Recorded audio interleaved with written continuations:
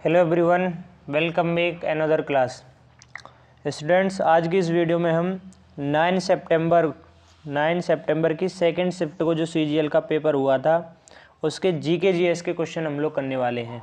इसी प्रकार हम लोग जितनी भी शिफ्ट हुई हैं 36 शिफ्ट हैं, 36 के जीके जीएस के क्वेश्चन हम ऐसे ही कवर कर लेंगे। इनकी प्लेलिस्ट बना दी जाएगी, प्लेलिस्ट जाके देख लेना। बाकी जिन्होंने चैनल को सब्सक्राइब नहीं किया है सब्सक्राइब कर लो, क्योंकि तुम्हें पता है ये नया चैनल है। और इसकी पीडीएफ आपको चाहिए तो टेलीग्राम ज्वाइन कर लेना, उसका लिंक आपको नीचे डिस्क्रिप्शन में मिल जाएगा, या फिर जो पहली वीडियो है उसमें जाना, उसमें QR स्कैन करके आप ज्वाइन कर सकते हो। ठीक है।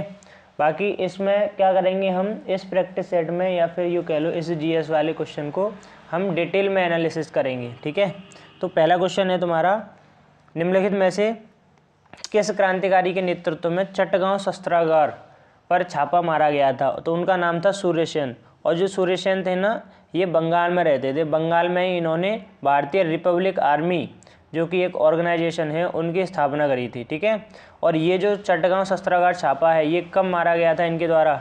अच्छा, ये छापा शस्त्र यानी कि हथियारों को कब्जा करने के लिए किया गया था, ताकि ब्रिटिशर्स के खिलाफ क्या हो सके, उनके खिलाफ लड़ाई कर सकें। तो ये कब की बात है? ये 1930 की बात है, 1930।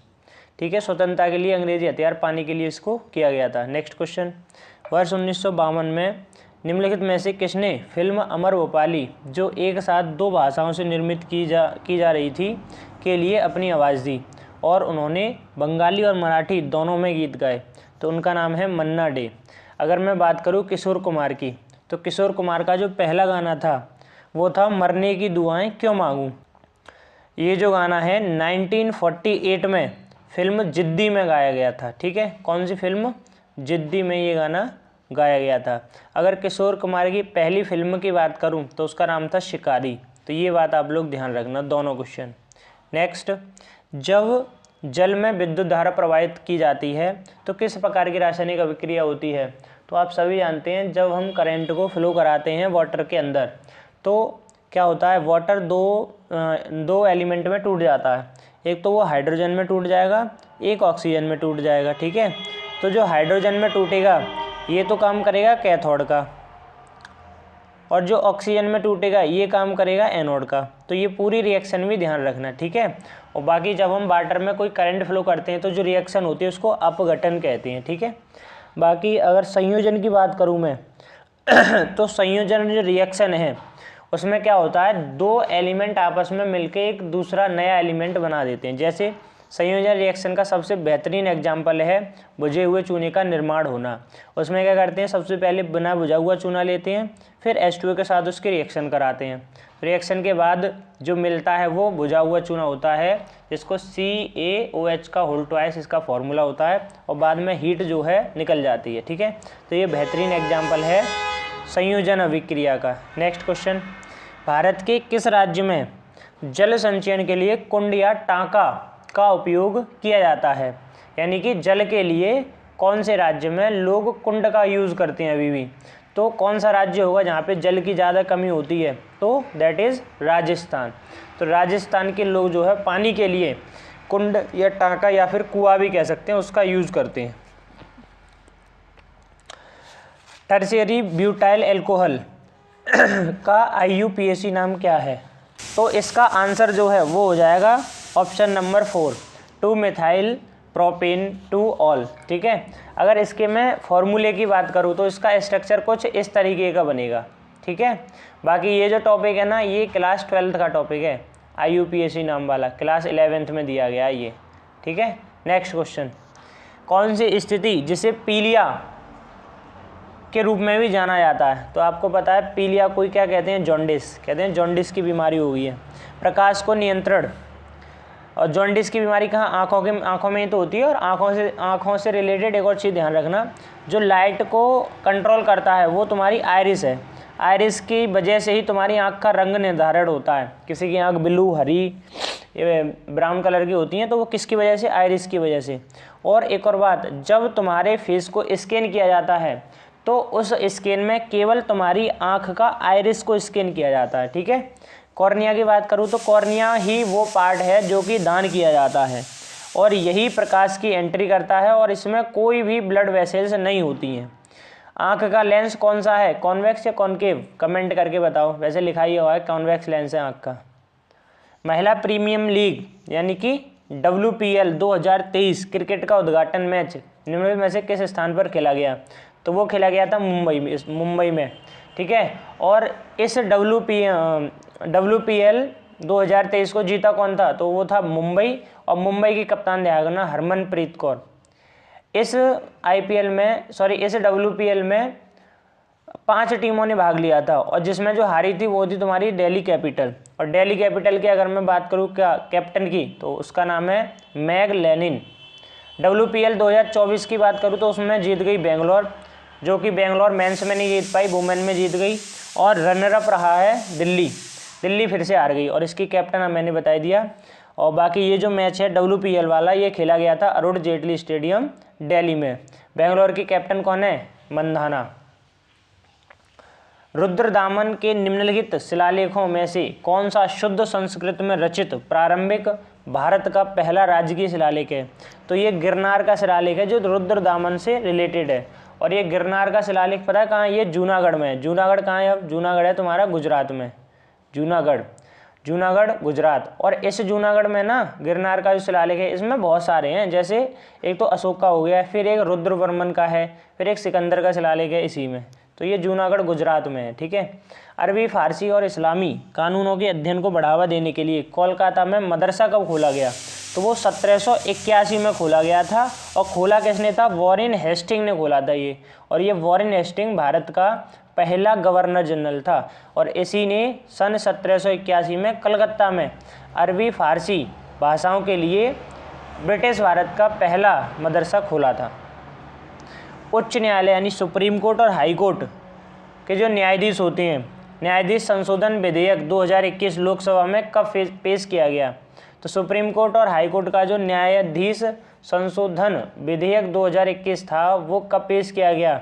जाहिर सी बात है 2021 में ही पेश करा गया होगा, लेकिन उसने डेट पूछी है कि एग्जैक्ट डेट बताओ, तो वो डेट थी 30 नवंबर को ये पेश किया गया, ठीक है। अगर मैं हाई कोर्ट की बात करता हूं तो हाई कोर्ट कौन से आर्टिकल के थ्रू रिट जारी करता है? 226।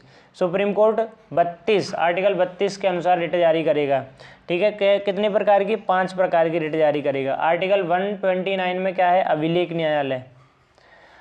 DPSP सिद्धांतों के संदर्भ में यानी कि राज्य की नीति निर्देशक तत्वों के संदर्भ में निम्नलिखित में से कौन सा कथन सही नहीं है? तो बाकी ये तीनों ऑप्शन सही हैं, केवल ये वाला सही नहीं है कि ये जो है न्यायोचित प्रकृति के होते हैं। न्याय का इनका कोई काम नहीं होता। न्याय के लिए तो तुम्हारी जुडिशरी सब देख लेती है, ठीक है। और DPSP की बात करूँ तो 36 से 51 तक हैं। भाग 4 में है, आयरलैंड से लिए गए हैं। आयरलैंड का कौन सा संविधान है? वाइमर संविधान से लिए गए हैं। आर्टिकल 39A की बात करूँ, ये इंपॉर्टेंट आर्टिकल है। ये जीविका के लिए पर्याप्त साधन उपलब्ध करवाता है जो कि राज्य करेगा। आर्टिकल 43 की बात करूँ तो ये मिनिमम वेजेस से रिलेटेड है, यानी कि न्यूनतम मजदूरी। गगन नारंग ने किस ओलंपिक में कांस्य पदक जीता था? तो लंदन ओलंपिक 2012 में इन्होंने 10 मीटर एयर राइफल में क्या जीता था? ब्रॉन्ज मेडल जीता था। बाकी अगर मैं PV सिंधु की बात करूं तो इन्होंने रियो ओलंपिक 2016 में सिल्वर मेडल जीता था, ठीक है।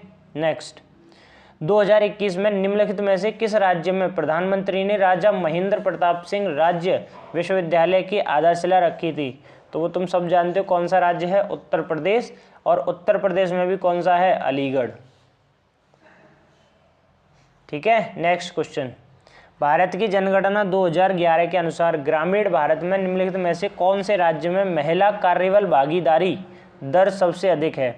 महिला कार्यबल भागीदारी दर जो सबसे ज़्यादा है वो है तुम्हारा राज्य हिमाचल प्रदेश। और हिमाचल प्रदेश से रिलेटेड एक और चीज़ ध्यान रखना, कौन सी? कि हिमाचल प्रदेश में सबसे ज़्यादा हिंदू आबादी पाई जाती है। उसके बाद जनगणना 2011 की अगर मैं बात करूं तो दशकीय वृद्धि कितनी है इसके अकॉर्डिंग? 17.7। और वार्षिक वृद्धि दर कितनी है? 1.64। अगर साक्षरता की बात करूं सबसे ज़्यादा राज्यों में है केरल में, कितनी है? 94%। और मिनिमम कहाँ पे? बिहार में, कितनी है? 61.89%। अगर मैक्सिमम यूटी की बात करूँ तो सबसे ज़्यादा साक्षरता यूटी में, यूनियन टेरिटरी में, वो है लक्षद्वीप की। और लक्षद्वीप में कितनी है? 91.8%। नेक्स्ट क्वेश्चन, 1307 से 8 ईस्वी में अलाउद्दीन खिलजी का पहला दक्षिणी अभियान निम्नलिखित में से किस क्षेत्र में से शुरू हुआ था? तो वो था देवगिरी। अगर अलाउद्दीन खिलजी की बात करूं मैं, तो अलाउद्दीन खिलजी ने घोड़े दागने और सैनिकों का हुलिया लिखने की प्रथा जो है चलाई थी। अलाई दरवाज़ा इसने बनवाया। 1296 में ये दिल्ली का सुल्तान बना अलाउद्दीन खिलजी। निम्नलिखित में से कौन सा कथन हरित क्रांति को सही ढंग से परिभाषित करता है? तो वो है कि हरित क्रांति जो थी ना, वो ज़्यादातर मतलब स्पेशली किसके लिए थी? गेहूं के लिए थी। तो यह कृषि में खाद्यान्न विशेषकर गेहूं और चावल उत्पादन करने की एक नई रणनीति है। ठीक है, तो हरित क्रांति अगर मैं बात करूं तो इंडिया में किसने शुरू करी थी? MS स्वामीनाथन। पूरे वर्ल्ड में नॉर्मन बोरलॉग। और ये कब शुरू करी थी? इसका आंसर आप लोग कमेंट में बताना। ये 19 के समथिंग शुरू हुई थी, 1960 ऐसे ही कुछ है। नेक्स्ट क्वेश्चन, क्वेश्चन नंबर 17, ब्याज दर और मुद्रा की मांग के बीच क्या संबंध है? तो प्रेजिलोम, यानी कि ये इन्वर्सली प्रोपोर्शनल होती हैं। अगर ब्याज दर बढ़ गई तो मुद्रा घट जाएगी, और मुद्रा बढ़ गई तो ब्याज दर घट जाएगी। तो इन्वर्सली प्रोपोर्शनल होते हैं ये दोनों। निम्नलिखित में से कौन सा उत्सव सूर्यदेव और उनकी पत्नी उषा को पृथ्वी पर जीवन बनाए रखने के लिए और इच्छाएं प्रदान करने के लिए धन्यवाद देने के लिए समर्पित है? तो सूर्यदेव के लिए छठ पूजा की जाती है। ठीक है, छठ पूजा कहाँ का है? बिहार का, बिहार। ठीक है, इसमें उगते हुए सूरज की और डूबते हुए सूरज की इनकी पूजा की जाती है। और क्यों की जाती है वो तो तुम्हें बताइए कि पृथ्वी पर जीवन बनाए रखने के लिए। सबसे ज़्यादा जो इम्पोर्टेंट रोल है पृथ्वी पे जीवन के लिए वो तुम्हारा सन ही है। जिस दिन सन से लाइट आना बंद, तुम्हारे पृथ्वी पे जीवन खत्म। किस संगीत रचयिता जोड़ी को वर्ष 2020 में राष्ट्रीय लता मंगेशकर पुरस्कार से सम्मानित किया गया था? तो आनंद मिलिंद को जो है लता मंगेशकर अवार्ड से सम्मानित किया गया था। अच्छा, 2023 में लता मंगेशकर दीनानाथ अवार्ड किसे मिला है? ज़रा बताओ जल्दी, किसको मिला है फिर? माननीय नरेंद्र मोदी जी इसका आंसर है। नेक्स्ट, गर्मियों के महीनों में पूर्वी जेट धारा प्रायद्वीपीय भारत के ऊपर किस अक्षांश पर बहती हैं? तो 14 डिग्री अक्षांश पर बहती हैं ये जो जेट धाराएं हैं। प्रायद्वीपीय भारत जानते हो ना, ये जो भारत है ये वाला, ये प्रायद्वीपीय भारत। ठीक है, संविधान का कौन सा अनुच्छेद स्पष्ट करता है कि प्रत्येक राज्य की कार्यकारी शक्ति का प्रयोग इस प्रकार किया जाए कि संघ की कार्यकारी शक्ति के प्रयोग में बाधा या प्रतिकूल प्रभाव ना पड़े, और संघ की कार्यकारी शक्ति किसी राज्य को ऐसे निर्देश देने तक विस्तारित होगी जो भारत सरकार को उस उद्देश्य के लिए आवश्यक प्रतीत होगा? बहुत लंबा चौड़ा स्टेटमेंट है, कंक्लूजन में समझो ये कहना क्या चाह रहा है। ये कह रहा है कि संविधान का ऐसा कौन सा आर्टिकल है जिसमें ये लिखा हुआ है कि जो राज्य की कार्यकारी शक्ति है उसका प्रयोग ऐसे किया जाए कि जो संघ की कार्यकारी शक्ति है उसमें कोई बाधा ना आए। तो वो आर्टिकल है आर्टिकल नंबर 257। आर्टिकल 247 में क्या है? इसमें है जो संसद है, संसद को अतिरिक्त न्यायालय स्थापित करने की शक्ति है आर्टिकल 247 में। आर्टिकल 261 में है सार्वजनिक अधिनियमों को मान्यता प्रदान करता है, ठीक है, संसद। उसके बाद आर्टिकल 123 में है राष्ट्रपति द्वारा अध्यादेश जारी करना। गोविंद जी नृत्यनालय निम्नलिखित में से किस राज्य में स्थित है? तो वो मणिपुर में है। मणिपुर में एक और है पंडित जवाहरलाल नेहरू नृत्य अकादमी, ये भी मणिपुर है। मणिपुर में भी इम्फाल में है। ये कहाँ पे है? इम्फाल। और इसकी स्थापना 1954 में की गई थी। नेक्स्ट देखो, भारत के किस भाग में गर्म हवा यानी लू चलती है? तो उत्तर और उत्तर पश्चिम की दिशा में। वरिष्ठ नागरिकों के कल्याण के लिए एक निदेशालय बनाने के उद्देश्य से निम्नलिखित में से किस राज्य की सरकार ने अनुच्छेद 41 के आधार पर वरिष्ठ नागरिकों के लिए 2022 में एक मसौदा नीति बनाई? तो वो थी तमिलनाडु की सरकार। निम्नलिखित में से किसे प्रकृति के कार्यात्मक इकाई के रूप में दर्शाया जा सकता है? प्रकृति की कार्यात्मक इकाई पारिस्थितिकी तंत्र यानी कि इकोसिस्टम, ठीक है।